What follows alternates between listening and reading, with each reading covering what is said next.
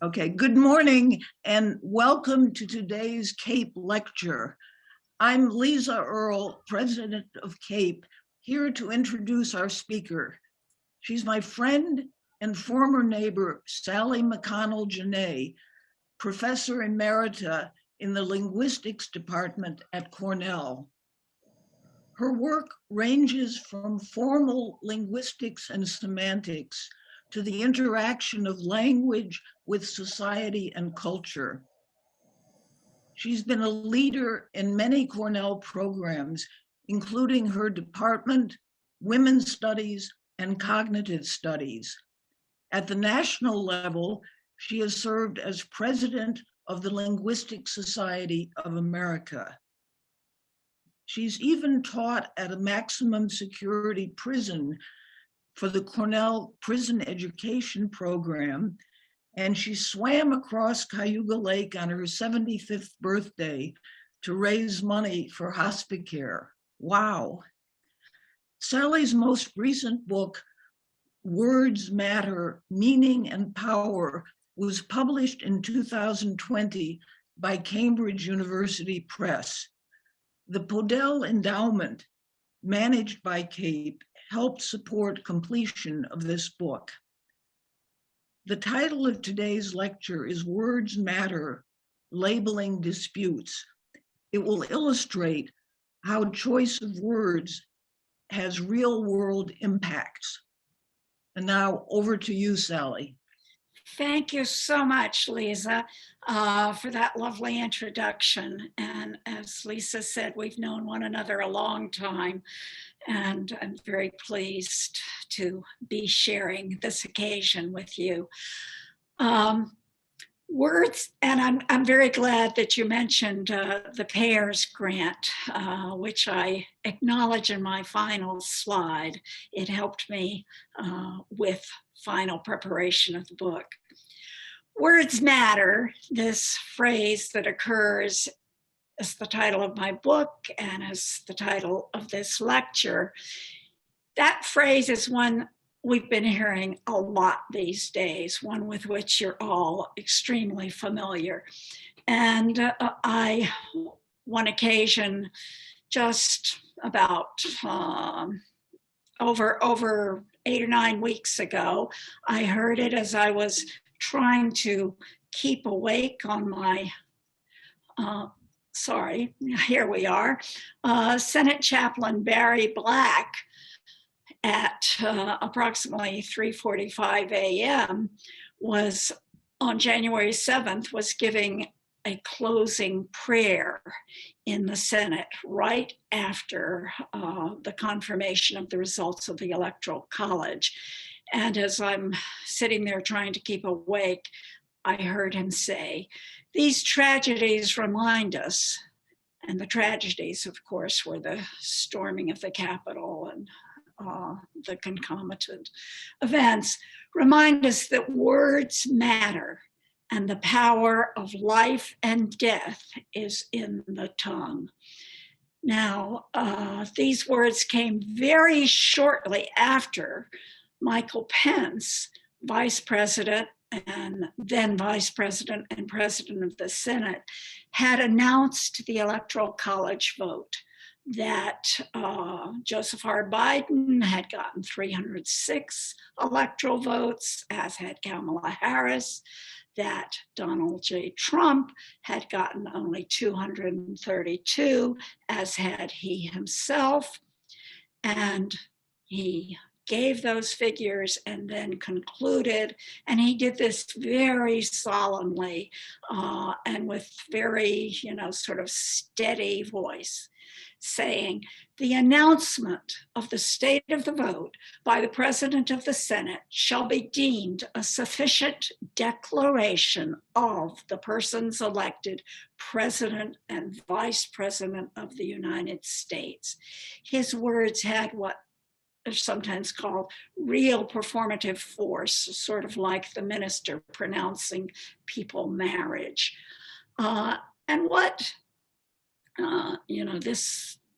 the force of his words and what Barry Black was alluding to in his talk of words mattering were speech acts, the kinds of things that people can do with words. And I'm sure that Black was thinking of what had gone on with a lot of misinforming, threatening, bragging, complaining, urging, and so on. A lot of stuff that had been being done with words and that had had real effects, had helped bring the people off the, off the plaza into the Capitol building. In other words, speech acts are important because they understanding them and having some view of them is very important because they change the picture of linguistic communication, which for many is a matter, we sort of have this vague view of an idea in one mind being transferred to another mind. That's what words do. But it's important to remember that not only do words alter minds, but they change commitments to and expectations of one another. They are a means for remaking the social world. And in fact, without them, we'd be hard put to do many and many of the kinds of things we do. Now, it can sound a little bit like word magic, but what I've spent a lot of my career trying to do is understanding better how linguistic meaning and social practices together fuel this word magic. And sorry, went in the wrong direction there. Meaning can be studied from a very formal sort of mathematical kind of perspective. And I have been involved in that. I have a picture here of the textbook in formal semantics that my former colleague Gennaro Kirchi and I co-authored. And that's important kind of work, which I still value. But it's not the whole picture, and meaning can also be thought about from a much more social, naturalized perspective. And I've contributed to this both in work on language and gender, much of it with a colleague from Stanford, Penelope Eckert, but also more recently in this book published in 2020, in which I talk not only about gender, but about many, many kinds of features of our social world. And I found it, important to listen to social theorists and so on. Now, there is a sort of standard semantic story about linguistic meaning. There are two aspects to it. One is the more mental, the conceptual. We often use the term intention, but concept, sense, idea. And the other is more, out in the world, extension, denotation, reference, which I didn't put on the slide, I see, application, content. So that's the stuff we're talking about. So I have a glass of water. Well, water, one of the things it denotes is the stuff that's in this glass. Now, I've set that up as having to do with word meaning, but sentence meaning also has these two aspects, though its denotation is more complex than stuff. But sentence meaning, we build it up. It's not just, a bunch of things floating around with no connection. We look at the meanings of the individual elements, the morphemes, words, plural markers, tense, so on, and the syntax, the ways the words relate to one another, and build up a picture from that. But, that's far from the whole story, and semanticists aren't stupid, and for a long, long time have realized that one can't really account for linguistic communication without paying attention to other factors besides the language system itself. And for example, it's very standard to pay some attention to context and the ways in which that affects interpretation. You know, on the fundamental basic level, we talk about the who, you know, how do you interpret a word like I or you? Well, who's speaking? Words like here and there, you know, where is it happening? Words like yesterday, tomorrow, you know, when is it happening? In fact, when we speak of writing in which speaker and hearer are dislocated, these things can get complicated, and there's often misunderstanding because people have forgotten and used words like yesterday that are then read at the wrong time. And the why, much of the why has to do with the kinds of speech acts that the speaker, the writer, the producer of words is trying to perform. But that's, you know, not the whole picture. And there are other communicative principles that affect interpretation. The philosopher Paul Grice had a bunch of what he called maxims that people draw on as they're interpreting one another and speaking to one another. But linguist Larry Horn has sort of boiled these down to two basic principles. Say enough, and so that's a matter of what needs to be said, but do not say too much. What can go without saying?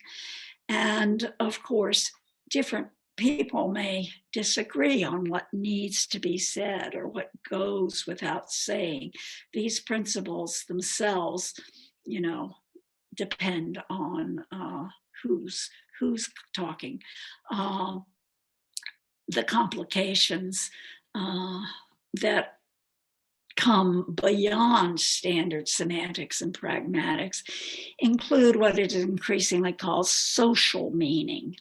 Ways in which we convey to one another and we interpret one another in terms of identities, relationships, location in social space. And of course, power is a very important element of those relations, but not by any means the only one.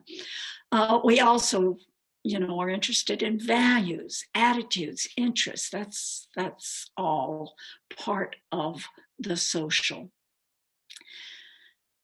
One complication is not limiting oneself to a static view of language, something, you know, something that lives in dictionaries and grammar books. I mean, it's an easy way to think about it. And in fact, it's very useful as an idealization to think about language as a static system. But we have to come to grips with historical dynamic factors. History of use of words, history of just our particular exchange. You know, I now know that we have in common the prayer that was issued in the Senate in this particular event here. But also, dynamics include ways in which linguistic meanings are not so determinate as the models of them might make them appear, fuzzy boundaries, and susceptibility to change, malleability. And finally, there's a whole range of factors, some of which interact with these others, but I'm going to put under the rubric of linguistic politics. What do I mean by that? Well, there's lots, and I'm not, of course, going to talk about most of it. There's the issue of different varieties of language. People talk about others speaking incorrectly, ungrammatically, and so on. And some varieties get valued, others get disparaged, and that can be quite important. Multilingualism. This is an important issue. In the U.S., for instance, we have the very sad history of concerted efforts and to a considerable extent successful efforts to stamp out indigenous languages, and yet there are increasing attempts to revive those languages, restore, use them more broadly, and so on. There's the study of political rhetoric and lots of interesting kinds of issues there. There's hate speech, or what's sometimes called, the ACLU calls it dangerous speech, which is a good label. And what I'm going to talk about today as part of linguistic politics are what I'm calling labeling disputes. And these come in different varieties. I'm going to give you an example of rebranding and new practices, which are matters of labeling disputes, but then I'm going to focus on competing meanings.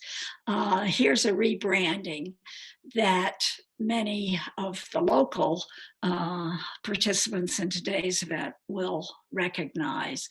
For many years, I have enjoyed, and I'm sure many of the rest of you have, walking and exploring the Cornell plantations, as we then called it, which is this vast array of grounds with plantings of trees and shrubs and herbs and flowers and many agricultural crops as well.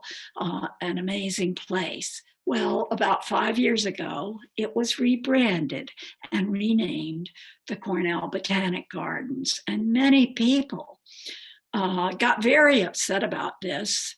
And of course, many people in our age group found it hard to even remember that there was a name change.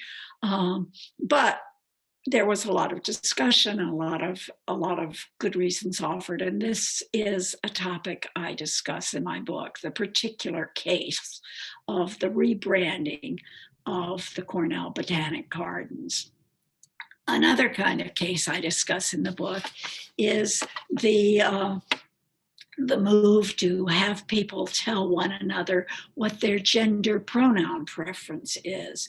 So if we were able to be face-to-face there in the biotech auditorium, we might have gotten little name tags. You know, my name is, my pronouns are, and you will see on the screen that my pronouns, or you may see on the screen, I'm not sure, but I'm seeing it on the screen.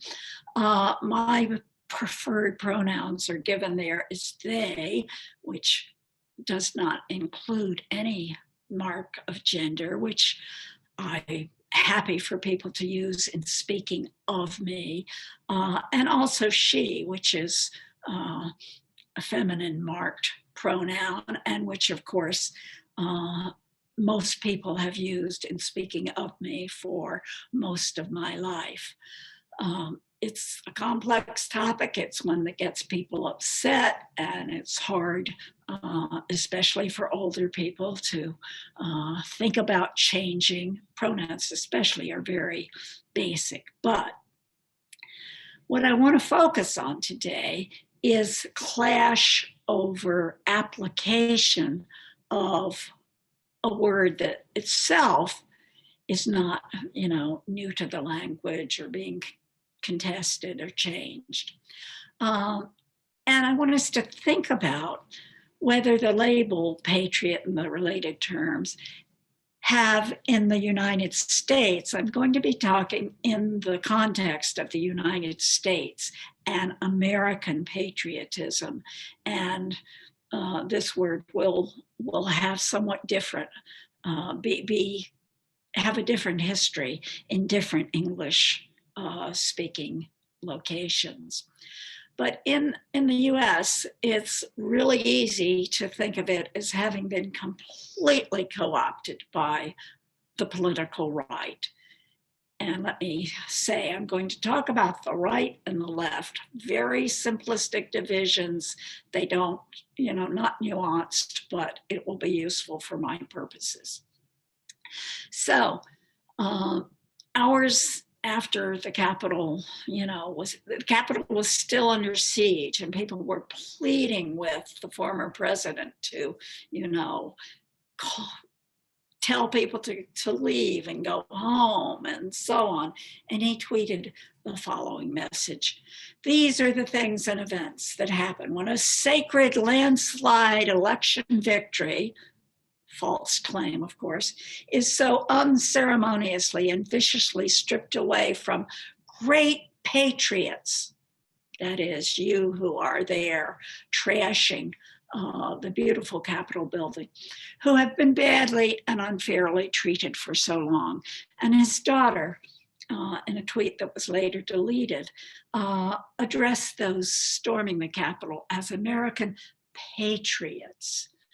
And within the Capitol, people were shouting things, encouraging one another to move on. "You're fucking patriots," they exclaimed.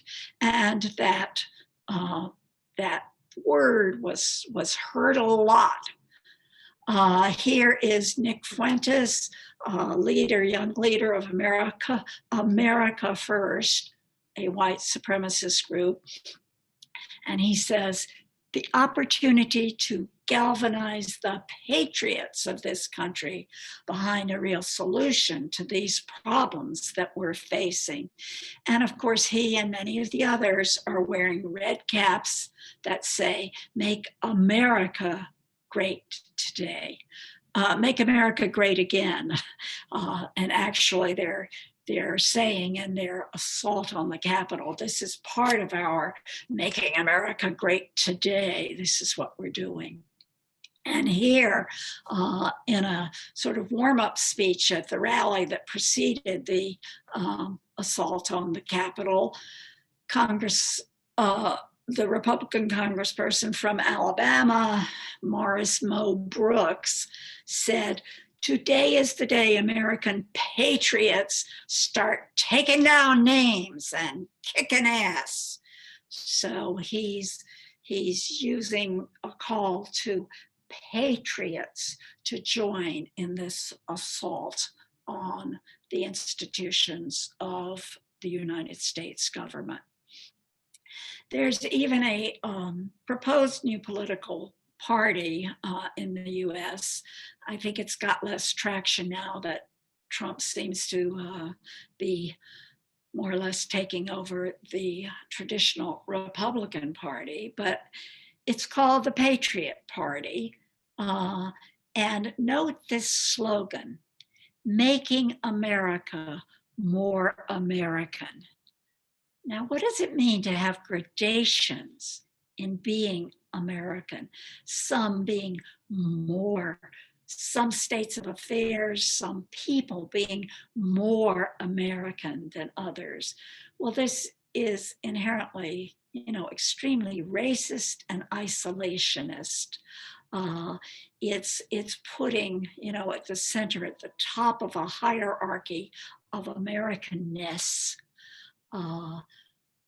people whose ancestors are from Western Europe or England, and it's putting down below people who have immigrated from other parts of the world, in descendants of formerly enslaved Africans, and most ironically, people with indigenous American heritage are also low on Americanness. So it's no reason that a lot of people are pretty skeptical about the word patriot and the association with Americanness. A linguist friend of mine, when I told him I was working on this, said, I can't use the word ever since the Patriot Act, and that is the surveillance legislation that Congress overwhelmingly signed into law not long after 9/11. Now note the full the full title, Uniting and Strengthening America by Providing Appropriate Tools Required to Intercept and Obstruct Terrorism, Act of 2001. So that abbreviation then provides, or that title provides the acronym USA Patriot. And, constructing names so they'll have catchy acronyms is called providing backronyms. But very quickly, of course, this legislation was receiving critique from the left. So this cartoon sort of nicely illustrates Lady Liberty protesting that it's problematic to so heavily restrict and surveil our citizenry, take away privacy. And so there were critiques of the Patriot Act very quickly from a further left orientation. And we can look a little further back to the 80s and 90s. There was the loosely connected Patriot movement, which is really, the precursors of the Trump Make America Great Again crowd. They were interested in protesting the government's restricting their use of guns, in protesting the government's taxing them, and so on. And they call themselves patriots. The Oklahoma City bombing, Timothy McVeigh had been very much affected by this patriot movement and construed himself as acting patriotically. Another friend told me that she was turned off the word patriot when she first, noticed what was going on with the Patriot missiles in the Gulf wars of the early 90s. These missiles came into prominence during Desert Storm, though they had been being used for a while before, and they are still operating, as many of you probably know. But again, we've got this backronym, Phased Array Tracking Radar to Intercept on Target, the name being chosen to appeal to patriots. So, it's pretty clear how those who, are frightened by militarism and frightened by heavy surveillance and so on, do not immediately embrace the term patriot. But these associations are by no means new. This is taking us back to the mid-19th century. You can't, of course, really read this, but I think you can see American Patriot. The American Patriot Party was the original official name of what became known informally as the Know Nothing Party in the middle of the 19th century. It later became called the American Party. It lost that patriot part. But they were very much isolationist, anti-immigration, they were anti-Catholic, and they were anti-abolition of slavery. It was a very racist, nationalist, inward focused group. And they chose that name. So you might think, well, patriot hasn't been usable by progressives, by people on the left since the mid-19th century. But in fact, those who've been fighting to push America's citizenry and government to, to be more American in the sense of better enacting, better coming closer to the ideals enunciated by the founders of the United States. They've kept resisting this co-optation of patriot for those right-wing, racist, isolationist kinds of enterprises. They've continued to articulate, and often the word true is used to qualify true patriot, true patriotism, when the voices are coming from a more progressive angle. They're trying to articulate a different notion of what loving the country and wanting to defend it, wanting to work on its behalf really entails. And I'm going to go through a series of quotations from over the years on this side. And I'm going to start back at the same time as the Know Nothing Party. This particular quotation from the great African-American leader, abolitionist, marvelously eloquent speaker, Frederick Douglass, is a good place, I think, to start. He says, "I make no pretension to patriotism. So long as my voice can be heard on this or the other side of the Atlantic, I will hold up America to the lightning scorn of moral indignation. In doing this," he says, "I shall feel myself discharging the duty of a true patriot, for he is a lover of his country who rebukes and does not excuse its sins."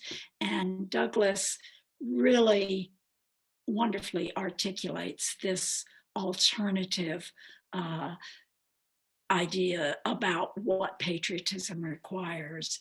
Jane Addams, right at the turn of the 19th into the 20th century, says, "Unless our conception of patriotism is progressive, it cannot hope to embody the real affection and the real interest of the nation."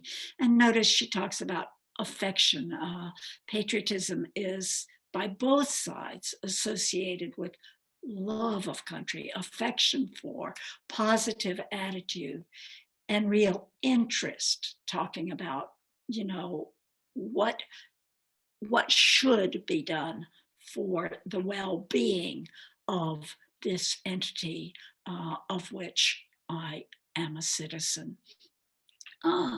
Here's Clarence Darrow, 20, 30 years later, who says, "True patriotism," true again, "hates injustice in its own land more than anywhere else." And of course, that's, you know, part of what Frederick Douglass was talking about.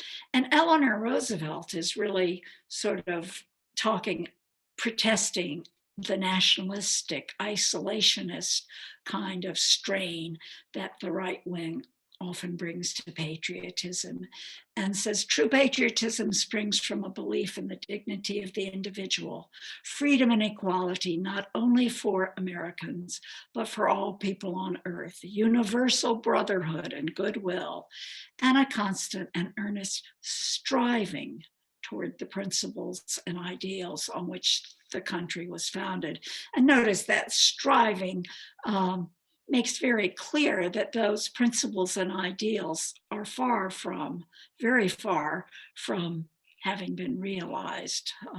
We're not there. James Baldwin, in his 1955 Notes of a Native Son, speaks of love. He doesn't explicitly use the word patriot, but speaks of love of America, giving him the right to criticize it. As he says, "I love America more than any other country in the world. And exactly for this reason, I insist on the right to criticize her perpetually. Well, that criticism was exactly what Douglass called the patriot's duty, what he urged us toward, that active engagement in a critical enterprise. Malcolm X, shortly before he was executed for his political work, said, "You're not to be so blind with patriotism that you can't face reality. Wrong is wrong, no matter who does it or says it." So insisting on the importance of a critical engagement with the polity, with our community. And here's a quote from Barbara Ehrenreich in the mid 90s. She says, "No matter that patriotism is too often the refuge of scoundrels," i.e. that, people engaged in projects that one abhors have called themselves patriots. She goes on, "Dissent, rebellion, and all-round hell-raising remain the true duty of patriots." And again, harking back to what Douglass enjoined us, a duty, not just a right, but a duty.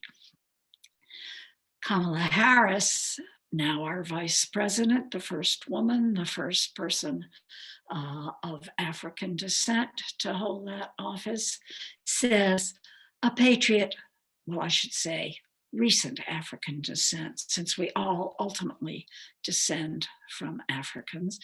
But she says, a patriot is not someone who condones the conduct of our country, whatever it does. It is someone who fights every day for the ideals of the country, whatever it takes. And that's very important. So again, that insistence on fighting, on holding accountable. And I thought Jesse Jackson Jr., on the occasion of the death of John Lewis this past July, in his little tweet about John Lewis, had this lovely line: "John Lewis is what patriotism and courage look like." And as most of you know, John Lewis was at the front of the line marching across the bridge in Selma, Alabama, getting bludgeoned, sent to jail many times. And he continued throughout his long lifetime to work actively against racial injustice, for instance, voter rights legislation. And he was still involved in efforts for voting rights just in the days before he died. He wrote a book, and there's a nice documentary called Good Trouble, which is what he describes his activism as being. And good trouble might be a nice way to characterize what patriotism requires of us, getting into good trouble. Now, here is another use, not from the right-wing perspective, on the events of January 6th. Capitol Police Officer Eugene Goodman, many of you may know and remember, was the one who diverted a whole bunch of those assaulting the Capitol up a staircase and away from the congressional chambers to give the members of Congress time to get to safe places. There were people, rushing in with things to hit them with and so on. And he managed to really avert what could have been even worse than the assault actually did. But Congressional Representative Seth Moulton, I think he's from Alabama, I've forgotten, but he says, Capitol Police Officer Eugene Goodman is a patriot and hero. Thank you. So he's using patriot to label Eugene Goodman, who was then virtually unanimously awarded the Congressional Medal of Honor a few weeks after these events. And I know many of my friends on the left will, not go along with my describing an action of Mike Pence's as being patriotic. But I do think that he did show patriotism in the wee hours of January 7th. Apparently, Trump had phoned him right before he was making his way over to the Capitol to participate in the process of confirming the results of the election. And reportedly, two people who claimed to have been there said, his words were, "You can either go down in history as a patriot, or you can go down in history as a pussy." And of course, what Trump would have counted as Mike Pence's acting patriotically would have been if he had refused to confirm those numbers of 302 to 232. But in fact, Pence resisted Trump's pushing him in that direction. And that was not an easy thing to do. After Trump's Twitter account was shut down, there were thousands tweeting. I think it was over 15,000. "Hang Mike Pence." And Capitol rioters were chanting, "Hang Mike Pence." And he, did not get hanged, but he hung in and actually did his constitutionally mandated duty. So I think that action of his was patriotic. Whether, I would want to describe him as patriot, full blown, it's a different matter. Let's look briefly at the history of the word. It enters English as the 17th century begins, from French patriote and ultimately Greek patrios, which means something like "of the fathers." And it was at first equivalent to compatriot, fellow citizen of my country. That sense is no longer seen, no longer used. But at the turn of, as the 19th century was beginning, the 18th century was ending, there was an emphasis in applying the term on those resisting established government. And so American revolutionaries so styled themselves. And certainly in the 19th century, and probably still the case, the term was a more positive one in American than in British English usage. In the US, linguist Kristen Sirrett, who's at Rutgers, in a very nice CNN piece on patriotism, points out that criteria here, this conflict in criteria, is very closely linked to, is part of a conflict over American identity. So, what's the meaning of the word group? The concept is not really much disputed. So affection for and commitment to one's country.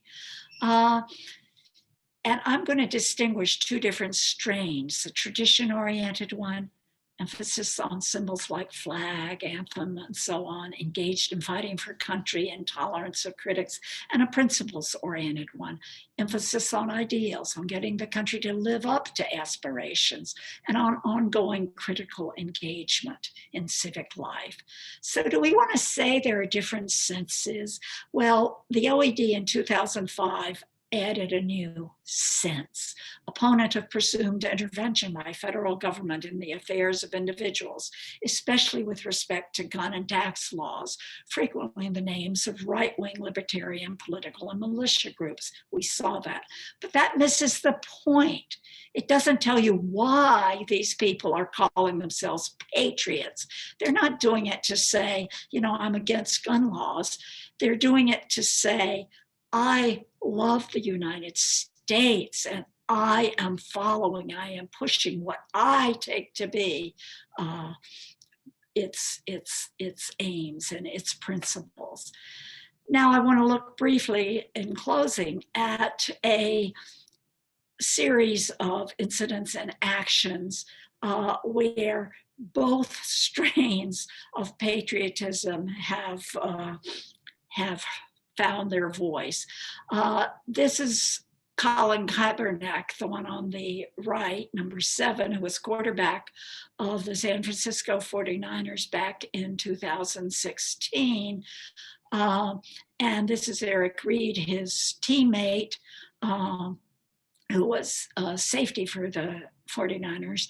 They are doing what's called taking a knee during the playing of the national anthem. And they have been called both patriotic and un-American, treasonous for doing this. Now, shortly after Kaepernick started his deliberate not standing during the playing of the national anthem, which, as many of you know, is the way many public events in the US start, especially large sporting events. The national anthem, Star Spangled Banner, is played.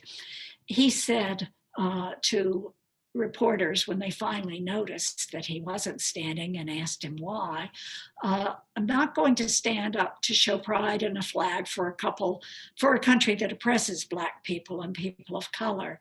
To me, this is bigger than football, and it would be foolish on my part, selfish on my part, to look the other way. There's a lot that needs to change. People are being given paid leave for killing people. That's not right by anyone's standard.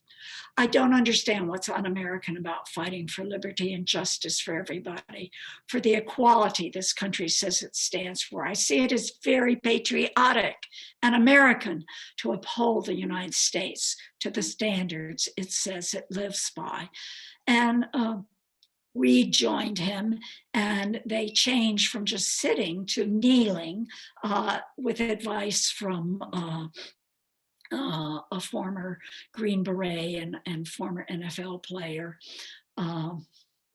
whose name I'm not fully remembering. But anyway, I remember thinking our posture was like a flag flown at half-mast after a tragedy. The brave men and women who fought and died for our country did so to ensure we could live in a fair and free society, which includes the right to speak out in protest. And he quotes the same James Baldwin quote we already saw, and also Reverend Dr. Martin Luther Jr. King, "A time comes when silence is betrayal, and I choose not to betray those who are being oppressed." Well, not surprisingly, there was a lot of blowback. Fans on social media said he should just leave America to Americans. Some of them issued death threats. Tweeters labeled him unpatriotic, un-American, disrespectful, traitor, treasonous, piece of shit, and so on. Racial slurs, deserves to be executed. A presidential candidate who commented on this in late August 16 said, "I think personally it's a terrible thing, and maybe he should find a country that works better for him. Let him try, it's not going to happen." And later, when that same individual was in the White House, he went on, "Should fire the son of a bitch." At the same time, there was support coming from the left wing. And in the Fresno Bee, a local paper, a woman named Jane Maldonado wrote, "Expressions of social justice and civil rights protests, such as taking a knee, are some of the most patriotic actions one can perform. They are done out of a love for America and a persistent belief that, in spite of all current evidence to the contrary, our country can actually be what our Constitution and amendments say it can. Unlike the slaves of 150 years ago, the NFL is not beholden to President Trump. Anyone can stand for the Star Spangled Banner. It takes courage, honor, and patriotism to take a knee."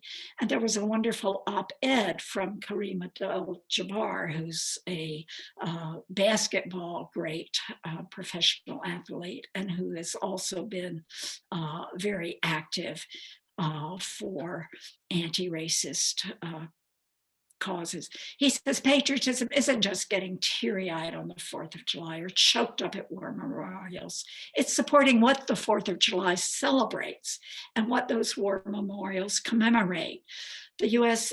Constitution's insistence that all people should have the same rights and opportunities, and that it is the obligation of the government to make that happen. When the government fails in these obligations, it is the responsibility, the duty, as Douglass put it, of patriots to speak up and remind them of their duty. Kaepernick chose to express his patriotism publicly because he felt inspiring others was more important than the personal cost. And there was a cost. He hasn't been had a contract with the NFL since shortly, not long after those protests, he began them. And they have now been picked up by many other athletes, both professional and amateur. Now, after the George Floyd killing, where Derek Chauvin's knee remained on the neck of George Floyd until he died. Since then, the NFL has seemed slightly more supportive of anti-racist efforts. And Roger Goodell, who's commissioner, sent this sort of apology to Kaepernick. He says, I wish we'd listened earlier to what you were dealing about. I mean, Kaepernick made that quite clear. And what you were trying to bring attention to, taking a knee is not about the flag. The message here and what our players are doing is being mischaracterized. They're not people who are unpatriotic. They're not disloyal. They're not against our military. He could have put this positively, and it might have been even more strong. But in fact, many of these guys were in the military. They're a military family. What they were trying to do was exercise their right. No, more their duty to bring attention to something that needs to get fixed. And then he announced that the NFL was setting up a $250 million fund for anti-racist efforts. And during the Super Bowl football game that ended the season this past February, the NFL ran a big ad touting this, in which they showed players with Breonna Taylor's name on the back of their helmets and taking a knee, but they did not show or mention Colin Kaepernick. Now, I'm sorry I've gone so long, but I just want to end by asking this rhetorical question, to which, of course, I'm saying, no, these disputes are not just semantics. Contesting application of these labels, it's not policing linguistic practices. The competing content that's attached to the concepts is helping power individuals, groups, and institutions toward alternative futures. The contents provide material that people use for consequential, substantive social struggle and change. There's a lot more to be said about these labels and many others to discuss: racism, democracy, justice, equality, but many, many other days for that. Words do matter in many ways and for many reasons. And I'm inspired by Angela Davis's stance. I'm no longer accepting things I cannot change. I'm changing the things I cannot accept. She's following Frederick Douglass's urge of the duty of patriots. So thank you for listening.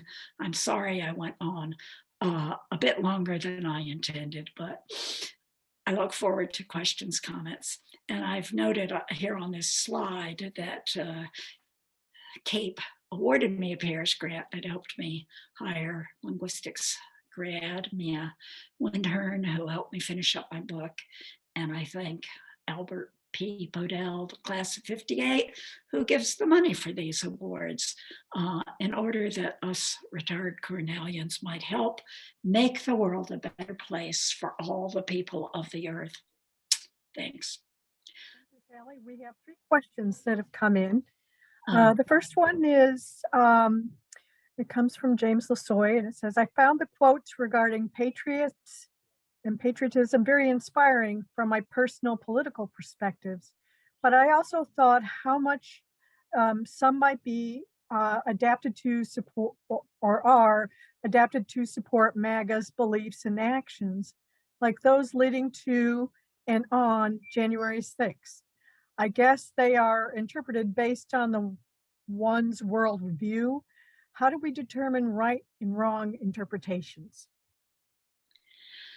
That's a really good question. I mean, it points to this, what we take to be the content attached to Eustace of Patriot is very much tied to the ideological stance of the person using the term. And, whether there are two things you might mean. How do we decide what their view is, what's right? What view is it right for me to attribute to them? And what view do I think people ought to adopt?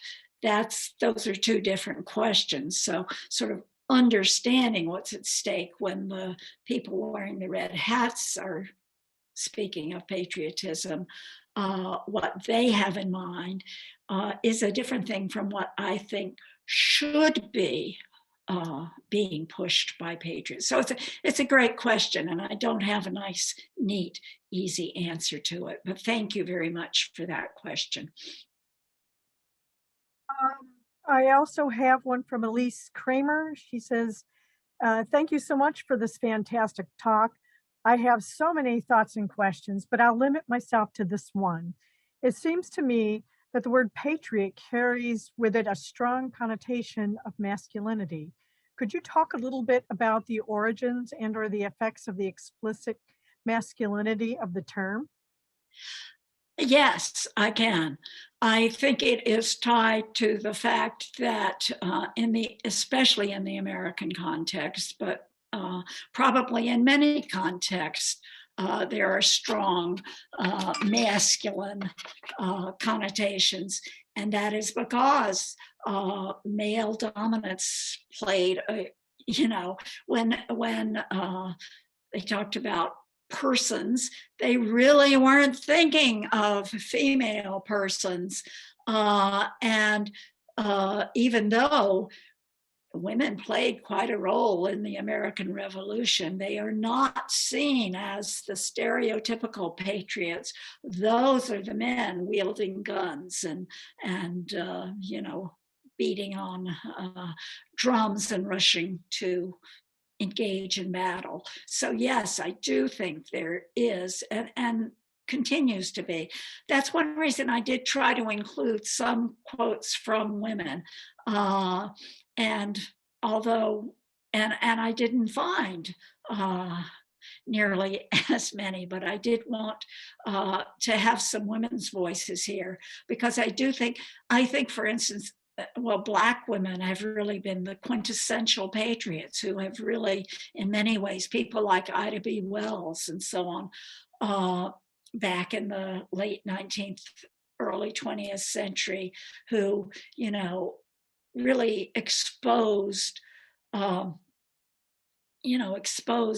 kinds of racism, and was just very, very powerful in the work she did. I would say it was, quintessential patriot, but of course, the associations for many people will indeed be masculine. And I wish I could see you, Elise. Thank you for coming, and thank you for that great question. Maybe we can correspond on email.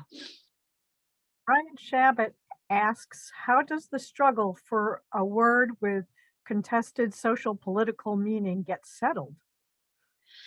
I'm not sure it ever gets settled. I'm not sure that it really does.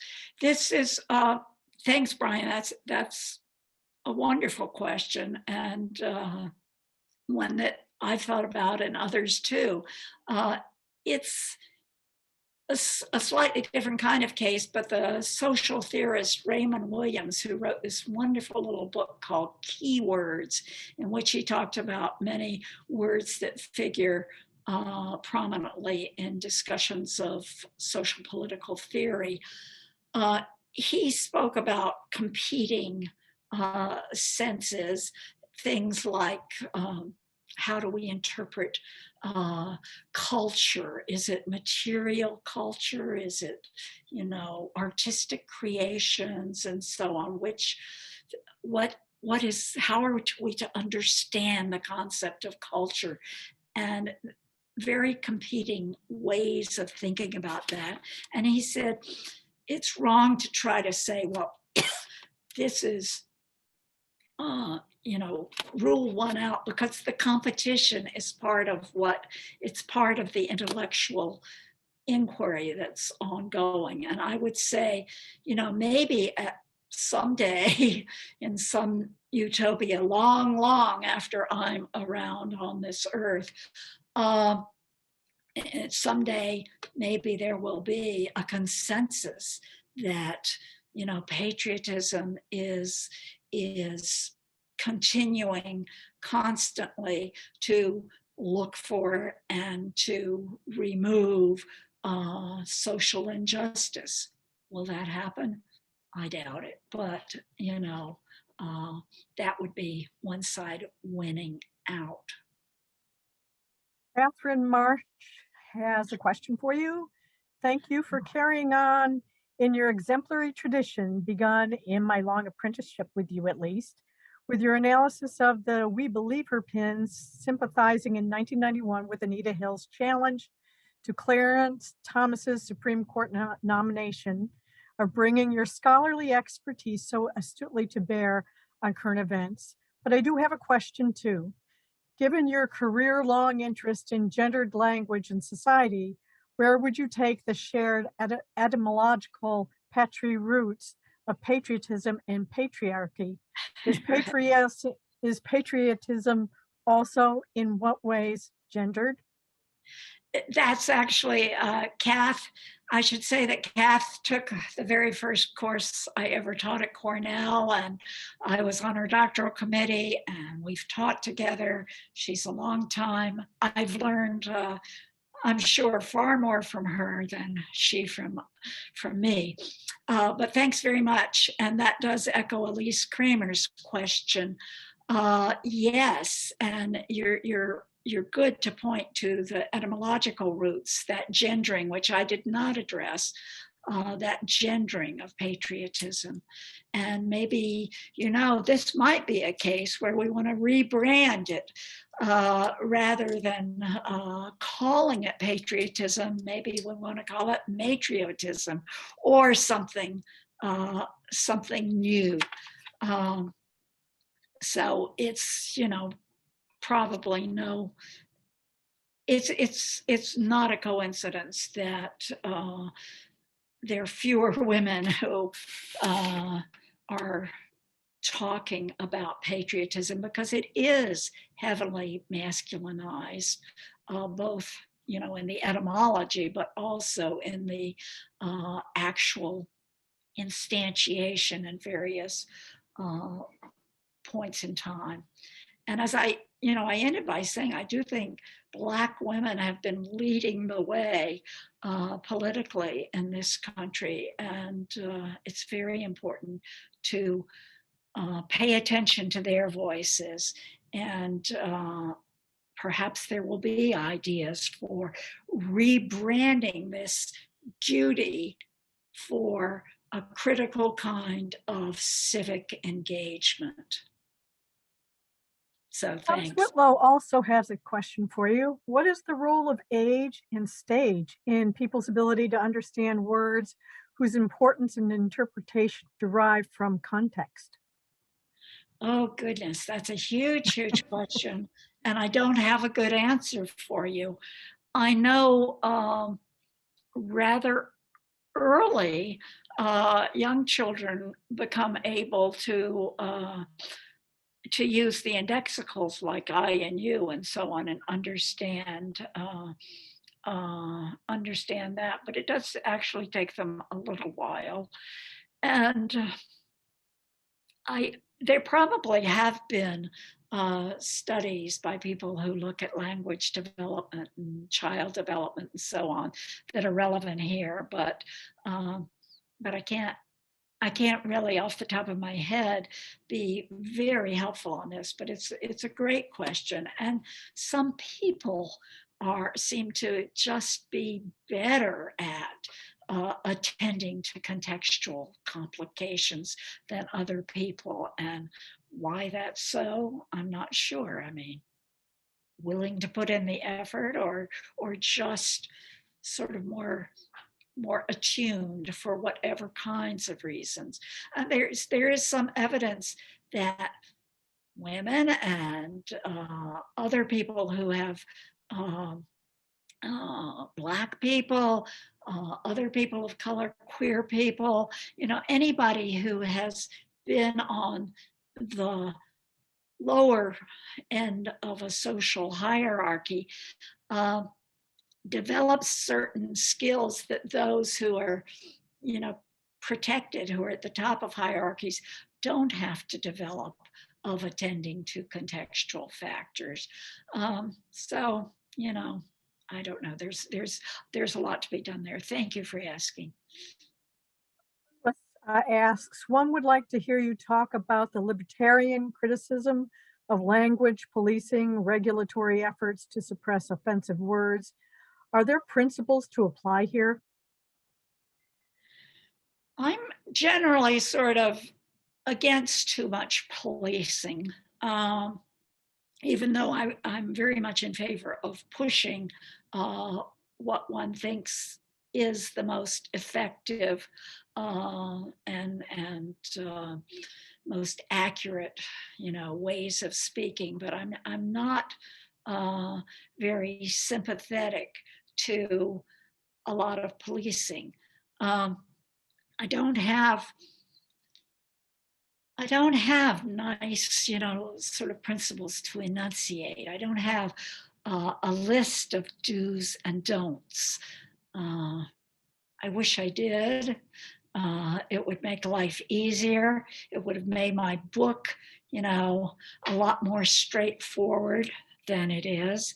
But yeah, it's a good question, and it's just very, very complicated. We actually do like almost everybody does some language policing. Everybody who teaches a class, they will say things like, in this classroom, when we talk about dialects, all dialects are equal, and we don't mean, one that's devalued and so on. And you must not use dialect in that way. And I police that. I even, I'll even ask on a test, to define dialect, and I'm accepting certain definitions, and I'm ruling others wrong. So I shouldn't say I never police language. I certainly do. And I certainly grew up certainly with a mother who was an English teacher, and with a tendency myself. I can remember feeling somewhat disturbed when the American Heritage Dictionary edition, I believe it was 1962, came out, in which they included ain't. So I was still very much a prescriptivist, and they sort of seemed to give people license to use ain't. And I had still bought into that, this is correct and this isn't correct and so on, and was quite offended by that. So yeah, it's different. I have two more questions. One comes from Martin Hatch. What is the role of numbers of people in defining the meaning and the power of patriotism in a nation? For example, yes, there are 37 million voters for Trump, but there were 8 million more, thank you. There were 8 million more who voted for Biden. Right. I'm not sure, all of the voters would line up one strain or the other in how they interpret patriot. But these things are not really settled by majority rule. It is the case that within communities, sometimes these questions do get settled for that community's use. I spoke about the classroom as a community where one might, the teacher in the classroom often controls, gets to settle questions. But there's been an interesting book or an interesting article on the use of woman by trans women. And I'm very much, trans women are women in my view, and I very much support their right to use that label. But this very interesting paper by a philosopher, I'm sorry, this is my 82-year-old mind slipping on the name of the author. I can picture her well, but anyway, she argues that it's not like just, a transgender woman's calling herself woman and, living as a woman, embracing an identity as a woman is not the same as if I decided to say I'm a teapot.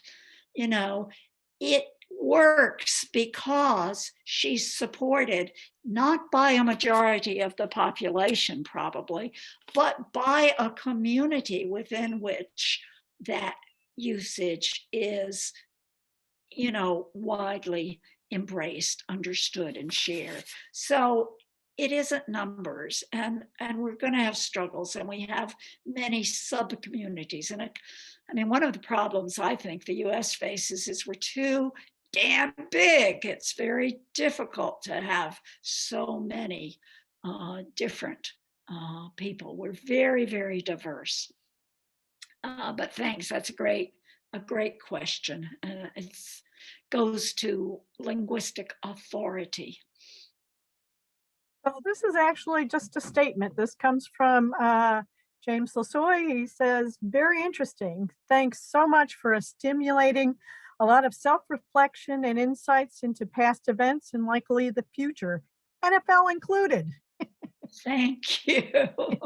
Thanks very much. Thanks for all of you. And I'm sorry that I have kept you here well over the timeline. I greatly appreciate people's joining in this. I wish we could be face-to-face, but the fact that we're not means that some of you have been able to join from a long distance, and I appreciate that as well. And thank you, Cindy, for your organizational talents, which are many and which I've known for some time. And thanks to Lorraine Maxwell for inviting me, and Lisa Earle for introducing me. It's been a huge pleasure. I've enjoyed it. Thanks. Thank you so much, Sally. Thank you.